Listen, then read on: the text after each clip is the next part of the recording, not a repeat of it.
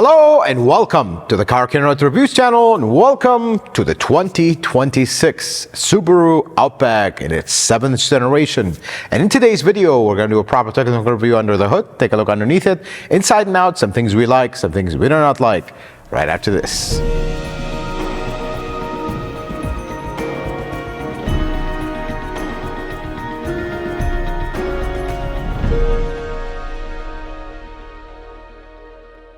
Let's start our technical review under the hood. So the 2026 Subaru Outback, just like the previous generation, has two engine options, depends on the trim. So you have the 2.5 liter naturally aspirated 4-cylinder boxer engine, or you have the 2.4 liter turbo 4-cylinder boxer engine. This particular one that we're testing does have the turbo 2.4 liter. However, in all honesty, they are pretty similar in their construction. So we're going to talk about the things that are similar and the things that are different. Starting with the mechanical construction from not the top, from the sides, because this is a boxer. You do have plastic valve covers on either side. Something they did here, not in this one, but they've been doing with this series engine, they did add these spacers. And what those spacers do is they take up the space between the valve cover and the cylinder head. In the previous iterations of this engine, they didn't just do it in this one. They've been doing this for a while. I wanted to mention it. You used to have a big open cavity there, and you make sharp turns, all the oil pulls up on one side, and they had some oil issues. This one and the previous generations of this engine as well, they put that spacer, which is really nice. That's a good idea, to take up that space so oil wouldn't pull on one side. So this does have two cylinder heads. Of course, it's a boxer. Two-piece cylinder heads. You have the cylinder head itself with the valves, springs, and everything, and then you have a little cradle that sits on top of it, which has the cams themselves. So this does not have hydraulic lifters. And that's a weird, strange thing. I think it has to do something with the boxer iteration. So it looks like it does, because it does have roller rockers and everything, but it has a fixed pivot where you'd expect the lifter to be.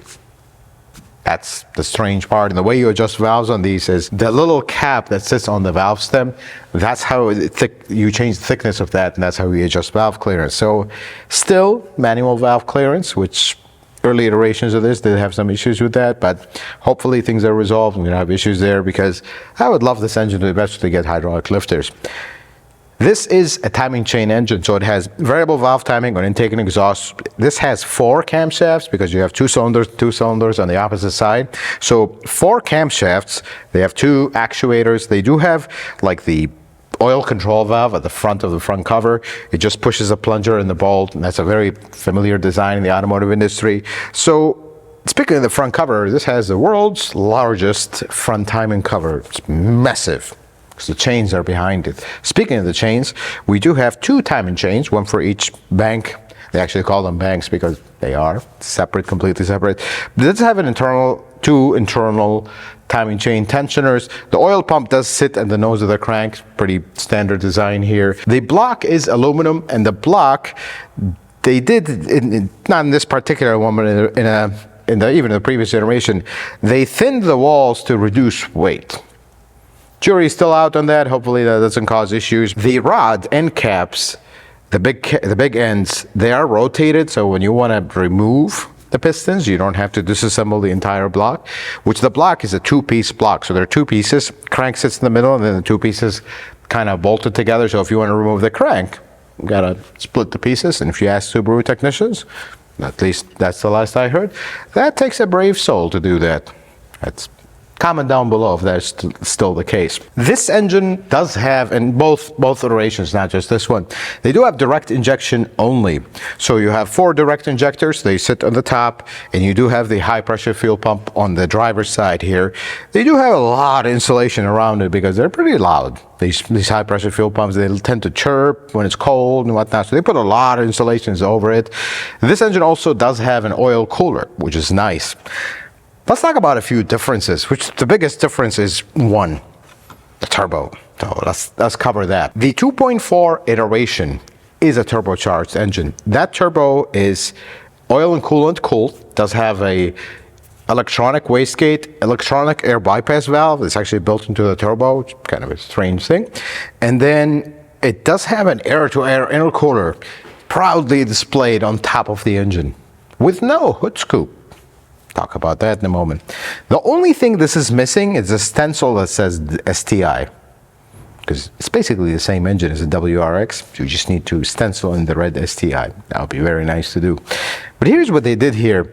So instead of having a hood scoop, they managed to put this giant contraption here that routes the air through the grill into here, onto the intercooler, and then out back underneath the car. It's a design Subaru have used in the past. Usually this is meant for rally cars. You don't want to put them in the front because they'll get covered with mud and dirt and stuff, and then they won't work effectively. But they kind of carried on to this very nice family SUV. That's what they did. It works. It's had a little bit of real estate on top of the engine, but there's no liquid or coolant or stuff going to it. It's just a few bolts and it comes out and it's out of the way. So I suppose it works. That's not a bad spot for it. Having said that, let's talk about a few things under the hood. Folks, under the hood here is Subaru business as usual. Not a lot of cheap stuff. And I like that. I like that I don't see a lot of plastic little strange decisions all over the place. Things are proper: hose and clamp, metal pipe. Cooling system here is very simple. You do have a mechanical water pump, and can't make it simpler than that. They simply cannot make it simpler than that, and that is the nice thing here. And the intercooler being air to air keeps things extremely simple. You look at it, it looks super busy, but folks, in the modern days, this is very simple.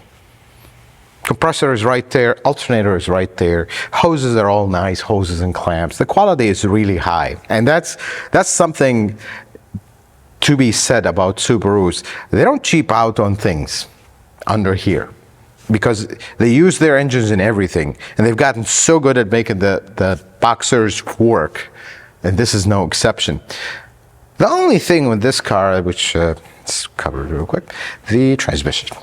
That's a CVT. Not the droning type. Specifically in this particular car we are testing here, which has a turbo engine, it's a little bit more powerful engine, so it doesn't feel as laggy and slow. But it's a CVT, it's a lineartronic CVT that they have been using in everything. Really hope we don't have a lot of problems with them in the end, but so far they seem to be quiet and they don't have a reputation. But this also has Subaru's symmetrical all-wheel drive system. Basically what that means is you have perfect 50-50 distribution, and it's not on demand. Most all-wheel drive cars you go buy out there, they're on demand, meaning you take off, it's going to apply some power to the rears, then it shuts it off, and it's a front-wheel drive car. This always sends power 50-50, and that's the nice thing. You have a proper all-wheel drive system that is perfectly split in half, and that is something that Subaru specializes in, and they do it so well. Let's take a look underneath the 2026 Subaru Outback. Everything is mostly covered in the front. You do have this really nice cover here. It is plastic, but it really sounds solid. I really like that. You do have a small opening for your drain plug, oil filter at the top. I like that. They've always done it that way. It is a steel oil pan, which is nice. Let's take a look at the front suspension here. Steel knuckle. I love that. With a bolt-on bearing, which I'm fine with that too. You do have a aluminum lower control arm with a separate ball joint, but it's kind of clamped into the knuckle. I can live with that. There are better ways to do this, but I can live with that. Then you do have a McPherson strut at the top. You do have a steel sway bar link, which is really nice. You do have dual piston calipers. Decent size brakes. I know they look small, but these wheels are a little bit bigger, so that's why they look kind of small. Then we come here. This is the iconic symmetrical all-wheel drive. So you have differential, 2 axles, and then the transmission here. This is the lineartronic CVT with a steel pan, which is really nice. If you come around on the side and see this is a relic, the cable, because this has a regular shifter. Exhaust quality is pretty consistent with what Subaru does. Not the top out there, but it's definitely nowhere near the bottom. It's actually pretty nice. As we walk our way back, you do have the drive shaft here. It does have a center support bearing right here. And we come out back here, differential, it's a cast iron differential. Not the biggest differential in the world, but I suppose it works. It is cast iron though, which I really like that. You have 2 axles, and then there's something, we need to talk about this. Look how open this is. Just how simple can it be? Super simple. Upper control arm, aluminum, with a built-in ball joint. You have 2 steel lower control arms. And that's a suspension. You do have one other kind of toe arm here, and that's it. Aluminum knuckle in the back. We wrap around here, single piston caliper with the integrated parking brake on it. Sway bar, and just look how open it is. I love it. And they do have actual struts in the back with the spring is sitting on it. That's a strut. I love that. And then in the back here, everything is wide open. This is closed though. I really like that. There's only one thing, and I wonder if this is like a production thing. This cover is special. It gets the heat shield. This one, not so special. It does not get the heat shield. Although I have a feeling this got ripped out at some point because this particular car has been off-roading.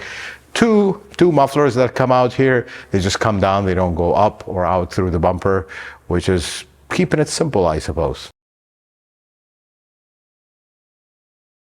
Let's take a look at the outside of the Subaru Outback 7th generation. So they did change a lot in the front, but yet you can still tell it's a Subaru from far away if I take away the badge. Let's talk about a few highlights. Really liking this deal right here. So they kind of managed to shuffle things around, and now we have this panel right here attached to the hood. I really like that. It's not a bad idea. Now the headlights, this is where there's a little bit of trickery. This is actually not the headlight. The headlight is right here. That's how they did this. This is just a daytime running light and a few little lights. But it works. I think I do like it. I like the way it looks. Again, this is not a car meant to move your emotions and kind of be a big looker, but it's meant to look like a Subaru. And it does that part very well with some very Subaru-like stuff. Let's take a look at the side here. So I really have a problem with this. And I'm going to be extremely hard on Subaru for one reason, because they're actually nice people that listen. Let's talk more about that when we look inside. Really dislike this part. Can we just make it into a round circle? I think it's cheaper for you to make it, and it'll look much better. Especially when we have this. This is the definition of afterthoughts. The reason there's a gap there is when you open the door, if this was big, you would not be able to open the door because we made that too big. That looks horrible, like a piece of the car is missing. Why do we need all this to begin with? That's the million-dollar question. We don't. That's all I'm going to say. And then I am just mystified by this. Why do we need that there? I have no idea. It just looks horrible. And just so you know, this Subaru is very special. It has 2 wipers, but it has 3 washers. Look at them. There's 1, 2, and 3. Just for good measure. But otherwise, if we kind of take away our attention, I don't know how we can do that. There are a few really good things, because the door panel itself, aside from this slight crease here, it's actually a pretty straight panel. I really like that. They didn't go overboard with that. They are following the fashion of the automotive industry, with the belt line on the hood is higher than the door. It kind of dips to give you more visibility. Visibility you do get with this car. Windows are huge, super good visibility. This section right here, I usually don't like stuff like this, but this actually looks pretty cool. Big window here, doesn't affect it, which is nice. But what I really like about function is these roof rails. If you look on the inside, there are hooks. I hope we can get a good shot of them. There are these hooks here. These are really helpful if you're actually going to use this car for its intended purpose, which is not to go get groceries. If you're actually going to put stuff on the top, that's stuff you want. But what you do not want is a kind of a double size shark fin right in the way. Yeah. Kind of wish that was not there. That's fashion again. Then we look at the back. The back cannot be more Subaru than this, and very understated. I really like this light. It fits the car, fits the dimensions of the car. I really like it. And then I really like that we have a bumper, and a pretty big one. That's slowly disappearing from cars. Love that they put their logo here, wrote Outback in big lettering, and then they wrote Subaru at the bottom. Not that you can't tell this is a Subaru from its looks, but Subaru. And they love to put symmetrical all-wheel drive. Normally they're all symmetrical all-wheel drive, so why do we need this? But they're so proud of the system. I get it. I will be too. Power back door in this particular trim. Pretty fast door for a single motor door. So if you look here, this is a single motor door. Only has one motor. Fortunately, it does go through the headliner, which is not my favorite spot, but that's how they did it. This one is just a regular shock. Nothing about it. But before we continue, we got to get the gimmicks out of the way. Oh, it's okay. So we can put some love, or whatever that is, or a tree, or a motorcycle, or a bike, and then some furniture, I suppose. I have no idea what that is. Maybe a little pop-up camper or something. A fish. If you want to fish, you can do that. Canoe. Why did they do that? This looks so silly. Just needed to get that out of my system, and now it's out. Moving past that. You do have Subaru written here. Don't know why we need that, but it's there. Technically, it's backwards when you look at it. Moving on. Pretty large space. And that's what I love about this. This does not have a third row seat. Pretty large space with more hooks here, which I really like. You can tie things down. That is really nice. Now, underneath here, you do have some storage. So I'm able to open it. A little bit of storage, nothing big, because underneath this, you have a proper spare tire, which I love. That's how you do it. And then I love the simplicity. Let's say this is not enough space for you. You need more space. We don't need to go to the front. We just have these beautiful handles that just fold the seats down. Can it be simpler than that? It cannot be simpler than that, and it works great. I really like this part. Folks, on the outside department, they did very well with this car, except this right here. I dislike that, and I'm going to be very hard because they listen. Let's talk about the interior of the 2026 Subaru Outback. Things here are very good. Let's put it this way, because this is not an interior that is supposed to wow you with this beauty and design. This is an interior that's supposed to be a Subaru interior. Works, no drama, no gimmicks, no fuss. And it manages to do that actually very well. Let's start with the most important thing. See, over the last few years, Subaru has been experimenting outside the Subaru way, trying to some big technology and that giant screen they used to have, which is horrendous. The entire community agrees, specifically Subaru owners and Subaru loyal owners. It just feels out of character. It's done so poorly that you want to change your HVAC controls. It just really takes you minutes to wait for it to load, to things to work. It was horrible. They listened. And I'm so proud of them for doing that, because auto manufacturers usually don't, but now they are. This is a new trend going on, which we really like. Because if you look at the center stack of this, long gone is a giant screen that doesn't work. Now you have an infotainment screen separate from your HVAC controls, which is what it should always be in a Subaru. And not only that, the infotainment system works, and works pretty good. This is the latest generation that they added here. It's not the best out there, but it works so much better than the previous one. It is just a major upgrade. Let's put it this way. And then right next to it, you have a gauge screen, which is new for this.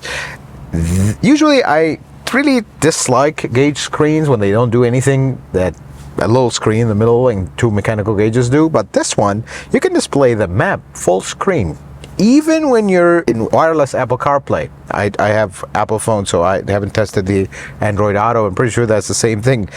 That's how you do it. Put features that actually work, but don't overcomplicate it. And that's what they did. Super simple to operate. You look at the steering wheel, the controls here are extremely simple. Some will say this is a lot of buttons. Me will say, and Subaru owners will say, yeah, that's not a problem. I don't want to think about operating the steering wheel. And that's exactly what you get here. Super simple to operate. I love it. Physical shifter. Still, why change something that works? That's the Subaru way. The layout of this interior is so open, windows are large, visibility is great, such a comfortable driving position. This is just a very nice interior to be in. But nothing is perfect. Let's talk about a few things. The driver monitor. We dislike it in previous models from Subaru because it's super annoying. Does have a red light always in your face. Well, now they did this entire protrusion here on top of the infotainment that made kind of things unsymmetrical and strange to put the driver monitor. Better integration, but it's still very annoying. That's the first thing you're going to shut off when you get into this car, and then you paid for it. That's the problem. Second thing is the material choice. Let's talk about that. The headliner, horrible material. I mean, it feels like recycled cardboard. That's what it feels like. It feels horrible. You live with that. You're not gonna really touch and use the headliner. It's just there. But then we get to the material of the center console. I don't know what kind of rubber thing this is. It just feels horrible.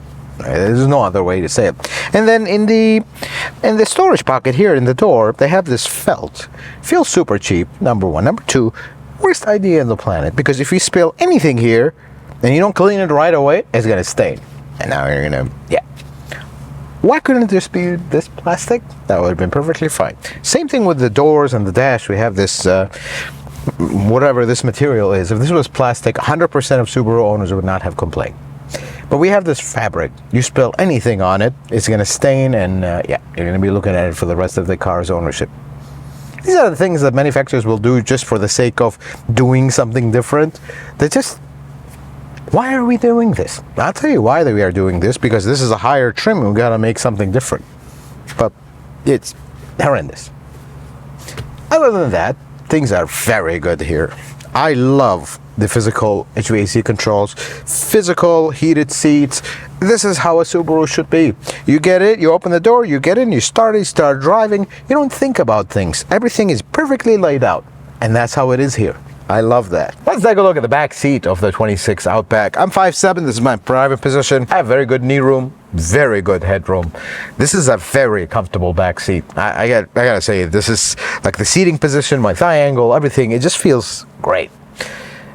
Having said that, in this particular trim, you do have outboard heated seat. You do have some USB-A and USB-C here in the back. Very nice visibility. This is such a nice place to be. And what I love more about it is the seat leather, or whichever material they used here, wraps around the entire thing. So you're not looking at some cheap plastic piece, which is really nice. So the 26 Subaru Outback, folks, this car takes a recipe that worked in the past and makes it a lot better. Truthfully, they changed very little of the stuff that works. For example, this is a very functional car. It's a car that doesn't care about style, fashion, trends, doesn't really care about that. It just wants to do what it promises to do. It's a very competent family SUV that has very high ground clearance, a groundbreaking all-wheel drive system, no drama, no fuss, no gimmicks, old school. The Subaru way. We just described it. That's the Subaru way. In the previous generation, however, we had some problems when they veered off the Subaru way with the giant screen that was horrendous, didn't work, and the steering kind of felt a little bit vague and strange. In this one, though, they fixed all that, and I'm so proud of Subaru for listening to their people. Not me. I don't own a Subaru myself, but the folks that own Subarus, that are loyal to Subaru, they complain about that because you want to change the HVAC, you have to go through a screen. That's very un-Subaru-like. It's fixed.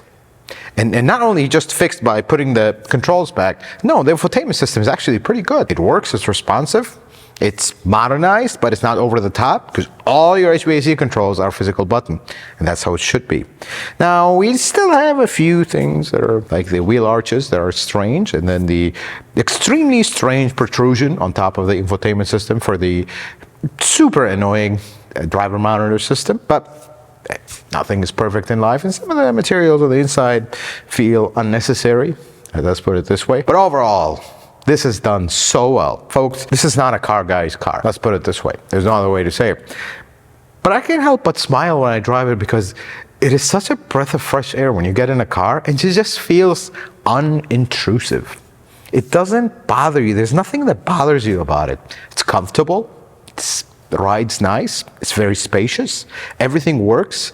Nothing gives you drama or gimmicks or weird stuff. Has a proper physical shifter. Drives great. Steering feels great. You know it's pretty capable if you go slide off-road because it has pretty high ground clearance, and it has a beautiful symmetrical all-wheel drive system. And you have some engine options. I love that you have an option of a turbo engine or a non-turbo engine. And the Boxers lately have been doing better. Overall, they're still, if you're not familiar with them, they have their quirks, but overall, things are looking very good for this car. I think they did a very good job in this generation. Nothing is perfect ever, but they managed to make it much better than the previous generation, which was already good. Folks, I hope this video was helpful and informative. I hope you learned something new. If you like it, consider giving it a thumbs up. If you're not a subscriber, consider subscribing to the channel. Check out some other videos. Until the next video, folks, may the Lord bless you and keep you, and you have yourself a wonderful day.